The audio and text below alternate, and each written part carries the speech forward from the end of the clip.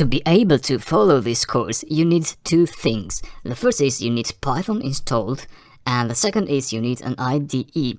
IDE stands for Integrated Development Environment, and it's basically a text editor, but with some more functionalities designed for programming. So an IDE is a text editor where you can write and run your Python code. In the videos, I'm going to use the Visual Studio Code IDE, but if you have Python installed already and if you have your own favorite IDE, feel free to use it. The Python code that I write will work the same no matter the IDE.